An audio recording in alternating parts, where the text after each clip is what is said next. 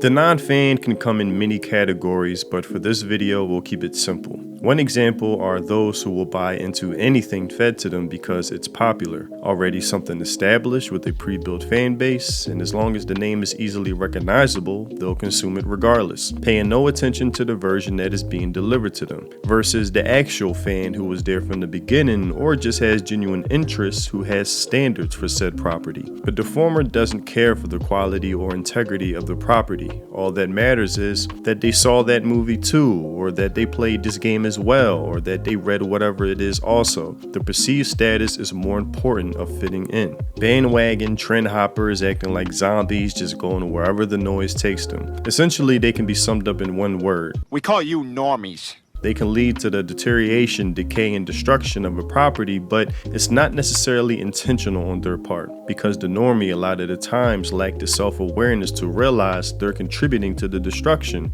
Again, they just consume whatever is in front of them or whatever they're told to.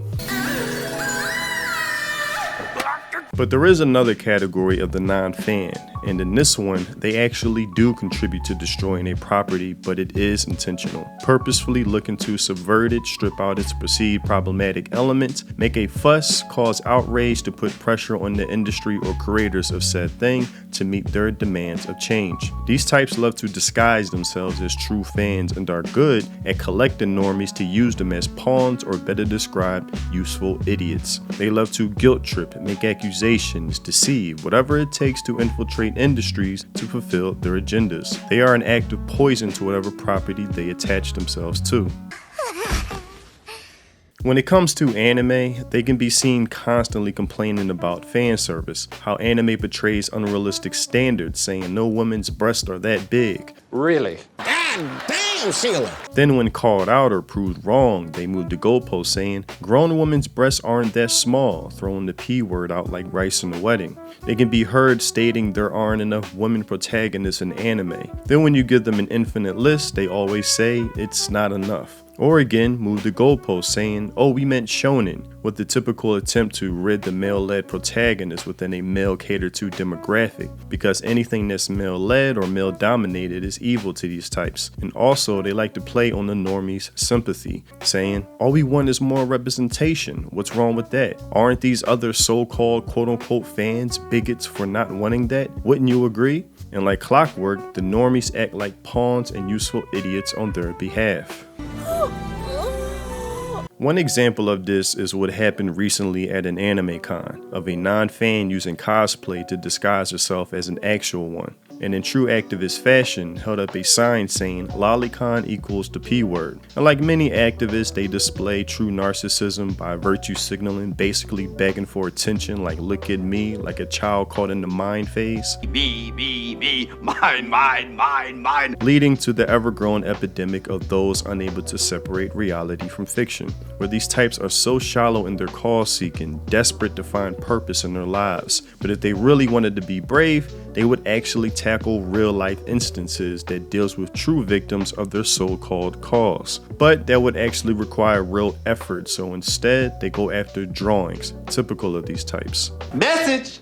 If you had asked me like 8 years ago, as somebody looking to get into anime, I would have recommended a few to begin with. But if you asked me today, I would say it's not for you, don't waste your time. There's too many people already looking to get into anime that complain non-stop how it doesn't suit their taste, then demand how it should change to fit their interests. Which is why when I heard this latest story of the Bleach movie causing a divorce and a family breakup, I could already assume why.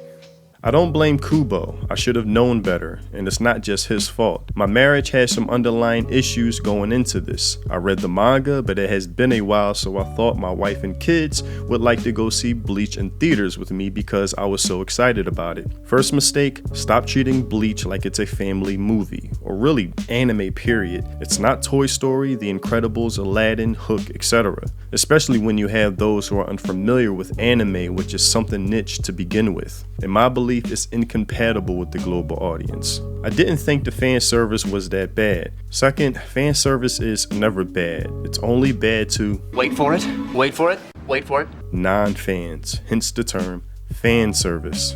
When the title card with Yoruichi's ass happened, Nice ass. My daughter asked why they were showing her butt so prominently, and I told her it was because Yoruichi had very powerful glutes and hammies due to her shunko and training. Now you know you're already dealing with a non-fan if they have to ask why is Yoruichi's butt so prominent, especially her ass of all asses. Which I'm not even blaming her for asking. She seems ignorant to the medium and Bleach as an anime, which is why it's foolish to put someone onto it without a proper introduction. But my wife for some reason was triggered and yelled bullshit at me when me and my daughter were just whispering. Now that's just a red flag right there. If she's cursing at you in a public space like that, you both should have been broken up.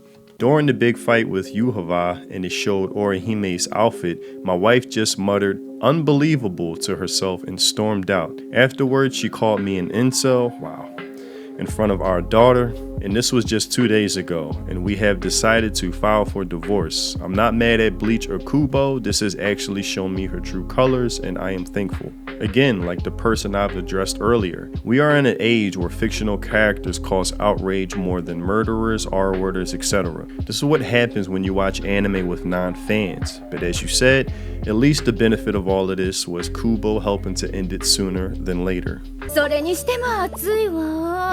Someone who would have been proper to go see Bleach with is an already anime fan. Someone who gets the tropes, the humor, just the overall culture of the anime experience. Someone it won't be novel to. Like this woman here who has her whole room decorated in anime merchandise, fully proud, stating, "This is the room of a 26-year-old married woman." But again, you have those saying this is weird as well. Honest question, how can a woman think this is cool at all? I'm a woman and I like anime. This right here is weird and no adult woman should think this is okay. When do we as a society decide as a whole that lolicon is actually disturbing and individuals are sick in the head? I'm starting to understand why the anime community on X has such a bad rep. It's so disappointing as someone who has loved the medium for so long, but truly didn't know it was this bad. And to this, I'm glad to see this response countering back. You went after a married woman for daring to show off her bedroom decorum and called her sick in the head over fiction. People like you are what's wrong with the anime community or any community for that matter. So cut it with this woe is me garbage. And also, I know a certain portion of modern anime fandom is hating on this woman's room, but she's probably done more to support her hobby than any of them. All this merchandise isn't cheap and she's got a whole lot. Numerous figures, docky covers, plushies, posters, etc. Looks cozy too.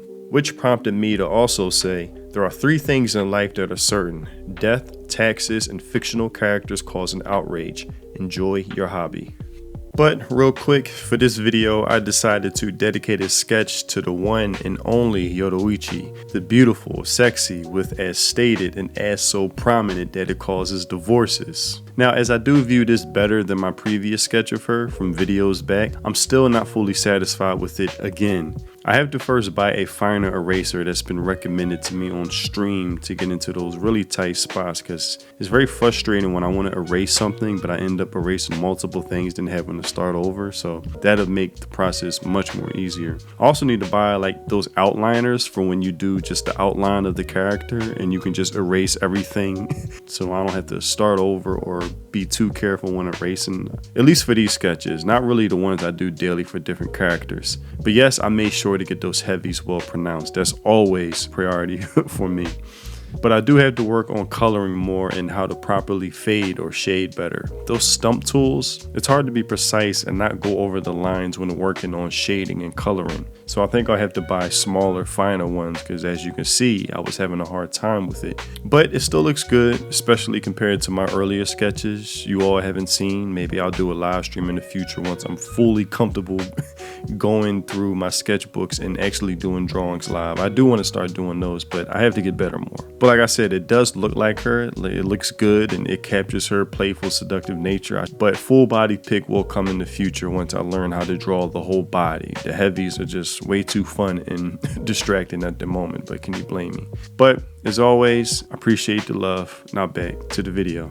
One of the best methods that demonstrates how the activists and normies work well together, though unintentionally, is through the localization of anime. The AMT, or activist-minded types, or just flat-out activists, will inject personal biases, politics, ideologies, worldviews. Give people stuff you know they want, so you can inject things that maybe they aren't familiar with, or maybe they don't know they want, but make them like that stuff. And the normies will always eat that shit up, unknowingly contributing to the deterioration of the Japanese cultural identity, which makes anime to the actual true fans.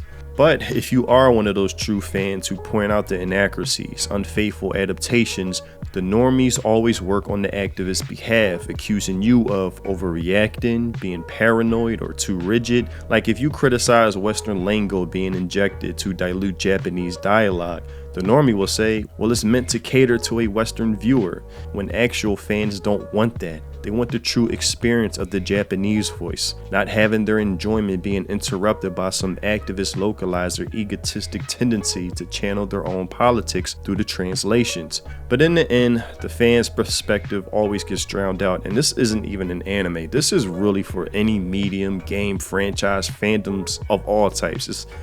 The pattern recognition is abundant at this point. And when the medium eventually becomes destroyed to the point even the normie stops showing up, the actual fans will be the ones who continue to suffer, while the normie just moves along to another franchise, property, or medium that is to be controlled under the same activists. Message!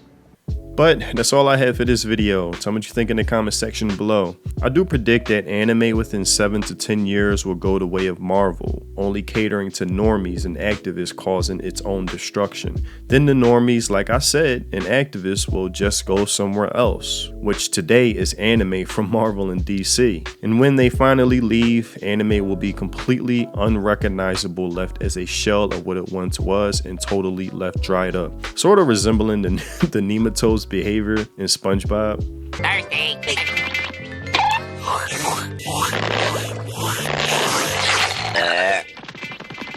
Oh, nematodes. I don't know, I just thought that was a good metaphor. It literally popped up in my head at the end of making this video. But at the same time, it demonstrates it well, so yeah. Also, if you want to support the content I create, consider joining my channel, becoming a member for exclusive videos from my live streams, etc. It's much appreciated. Thanks for watching, and I'll see you in the next video. Free think. Peace.